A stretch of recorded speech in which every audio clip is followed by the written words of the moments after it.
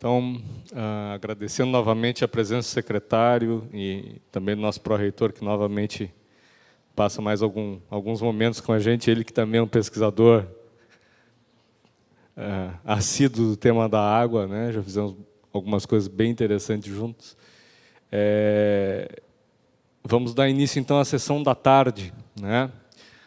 Que eu vou coordenar, e é uma sessão que ela vai lidar, basicamente, agora, depois dessa gama de temas que a gente viu, nós vamos tentar ver ferramenta de gestão para lidar com a questão das ameaças que vêm das doenças de veiculação hídrica, como que a gente pode avaliar o que está presente, e, num contexto mais geral, como lidar com gestão pública, como lidar com gestão de recurso hídrico. Né? Então, eu gostaria de chamar... Tua apresentação já está pronta, Carol? Já está ali. Gostaria de chamar a Caroline Rigoto Borges. A Caroline é bióloga, formada pela Universidade Federal de Santa Catarina, doutora pela Universidade Federal de Santa Catarina em biotecnologia, tem uma história já bem consolidada na área de virologia ambiental, pós-doutoranda aqui no nosso laboratório, então colega pesquisadora aqui também na universidade, e ela recentemente fez um trabalho, uma formação em análise quantitativa de risco microbiológico. E isso se aplica, como a gente vai ver, muito bem à questão de doenças de veiculação hídrica. Então, ela vai mostrar para a gente essa que é uma ferramenta que eu considero importante e que pode estabelecer uma conversa muito profícua entre aquilo que a gente enxerga no monitoramento, o que a vigilância sanitária enxerga depois, e também as companhias de água, o que elas podem... Eu acho que isso é uma coisa que elas podem utilizar. Então, Caroline, 40 minutos. Acho que já está, o PowerPoint já está aberto. Já está no PowerPoint.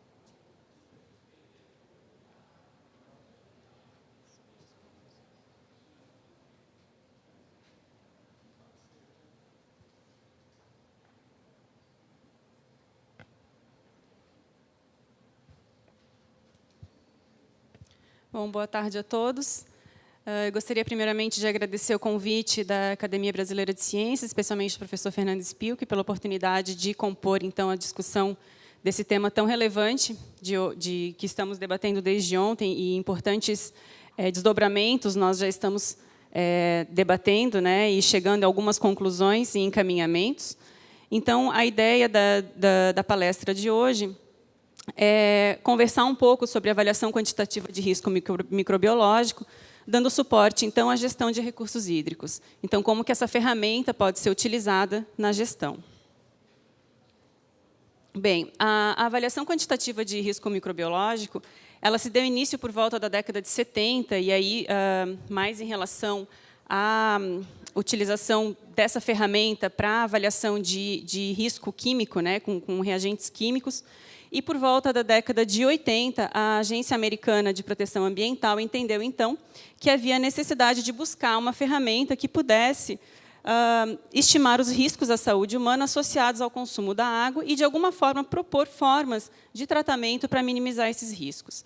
E, com isso, então, essa ferramenta ela se tornou uma ferramenta útil na estimativa de risco de infecção, doença ou morte em decorrência da exposição a patógenos.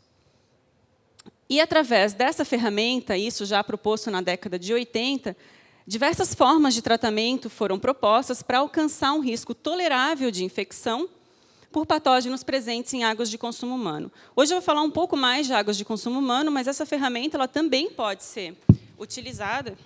Ela também pode ser utilizada para outros tipos de água de recreação, por exemplo, biossólidos, e alimentos. Então, é uma ferramenta de amplo uso e que pode estar aí na nossa mão para que a gente possa fazer uso dela na parte de gestão. Bem, a avaliação quantitativa ela tem sido aplicada, então, em diversos segmentos, e é uma análise que se dá quantitativamente, em termos de probabilidade, ou seja, essa análise ela vai nos fornecer um número, e esse número, calculado por probabilidade, é que vai nos fornecer um dado para que a gente consiga, através desse número concreto, propor certas avaliações, revisões da legislação vigente ou propor novas legislações para que a gente consiga determinar quais são efetivamente os parâmetros necessários e que números nós temos que ter em mãos para se conseguir fazer esse tipo de gestão. Então, a avaliação ela sofreu destaque, né, pela Organização Mundial de Saúde como um importante instrumento para a validação nos planos tanto de segurança da água como também de segurança alimentar pelo Codex. Diversas organizações e agências mundiais têm utilizado essa ferramenta. Então, organizações nos Estados Unidos, organizações, no caso, mundiais, da Europa, da Ásia, da Oceania, têm utilizado, então, essa ferramenta nos seus estudos para diversos patógenos e frente a diversos meios também. Então, essa é uma temática extremamente importante para que se possa estabelecer padrões de valores limites para a presença de patógenos em águas de consumo, águas residuárias de reuso, se fala muito em águas de reuso hoje, águas recreacionais, biossólidos, que é uma grande problemática hoje em dia, né? O que se fazer com o lodo produzido num tratamento de esgoto.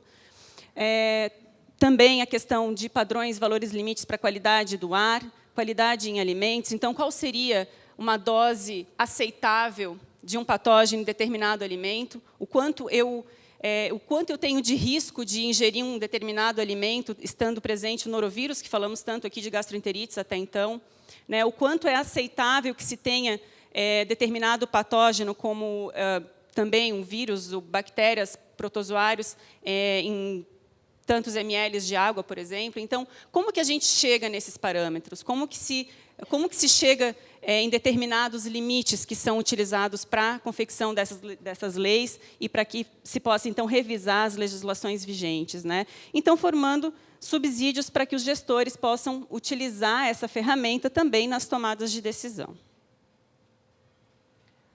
Então, eu vou falar um pouco superficialmente sobre como que essa ferramenta é utilizada, então, quais são os tópicos que nós precisamos seguir para que se possa efetivamente chegar a um valor final. Porque aqui a gente está falando de um número, né? Então, como que se chega nesse número? Que etapas nós precisamos cumprir para chegar nesse número? E, para isso, não vou entrar em detalhes de modelos matemáticos, até porque essa não é o nosso objetivo aqui hoje, mas a gente precisa voltar naquilo que comentamos até anteriormente ontem, quais são as nossas perguntas, né? O que a gente está querendo responder.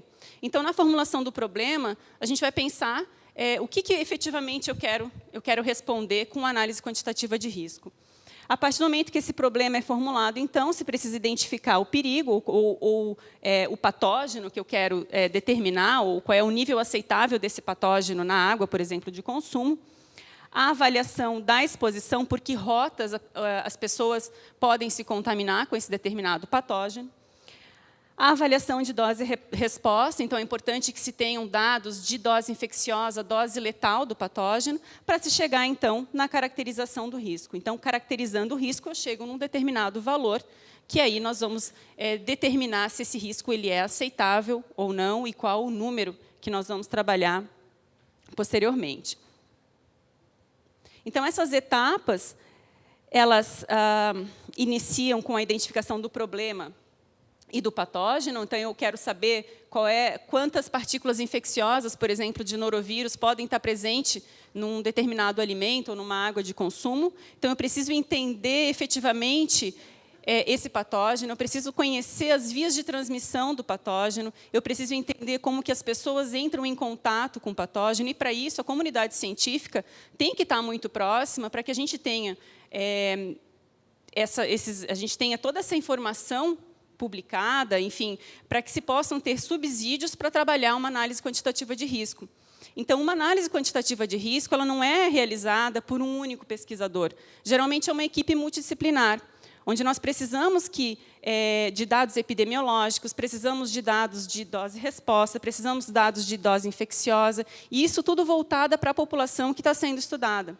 Então, é claro que dados internacionais publicados pela comunidade científica internacional são de extrema relevância nesse processo, mas a gente precisa entender qual é a realidade do nosso país. A gente precisa entender que, de repente, um oocisto de Cryptosporidium ele é resistente à incidência de luz num determinado local, num estudo da Califórnia, onde quase não chove, mas que, de repente, num estudo aqui no Rio Grande do Sul, depois de 19 dias de chuva, né, pode ser que a gente tenha uma resposta diferente. Então, a gente precisa realmente ter esses dados disponíveis, e por isso a comunidade científica tem que estar produzindo, né, efetivamente, para que a gente consiga utilizar já esses parâmetros para esse tipo de análise. Então, é de extrema importância que a gente conheça o perigo, né, qual é o nosso patógeno em estudo, no caso, para análise de risco.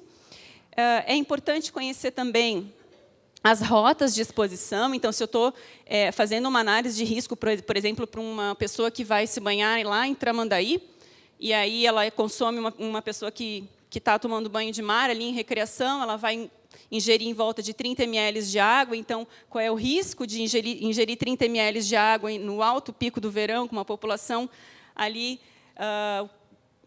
Como é que está a balneabilidade daquela praia? Qual é o risco da pessoa, então, desenvolver gastroenterite tomando banho de mar ali no verão? Então, esses riscos todos podem ser avaliados e a gente pode chegar realmente num número. Então, a rota de exposição ela é importante, então, tanto para água de recreação, consumo, como que está a eficiência do sistema de tratamento. Então, isso também é importante, é levado em consideração. Os resultados, então, a avaliação de dose e resposta, por exemplo, aqui rotavírus, que é diretamente proporcional, né, à dose de vírus infecciosa e à probabilidade de infecção. Então, quanto maior a dose, maior a probabilidade de desenvolver a infecção. A dinâmica da doença, então, o número de indivíduos susceptíveis. Então, toda essa coleta de dados ela é extremamente importante, ela leva um certo tempo. Então, uma análise quantitativa de risco, ela não se dá de um dia para o outro.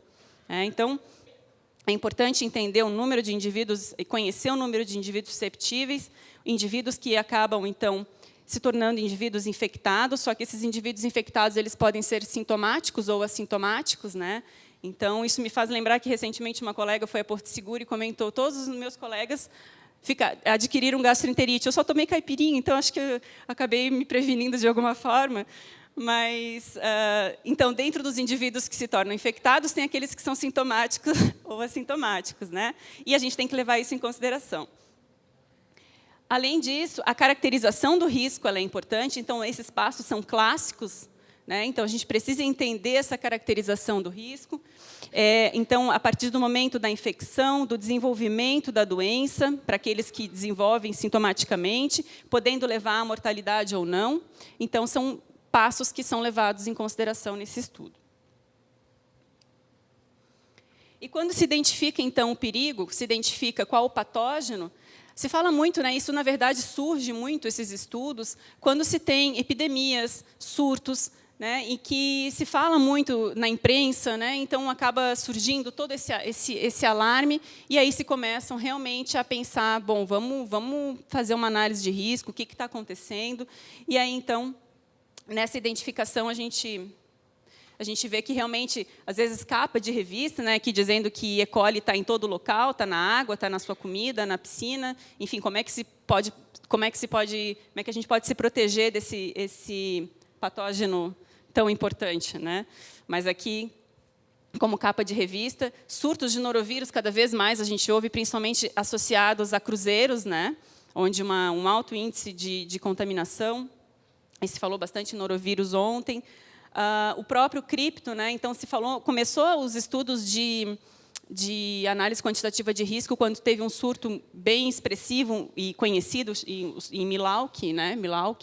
Onde, a partir desse surto, é que se começou realmente, efetivamente, os estudos da importância, se ressaltou a importância da análise de Cryptosporidium na água de consumo humano.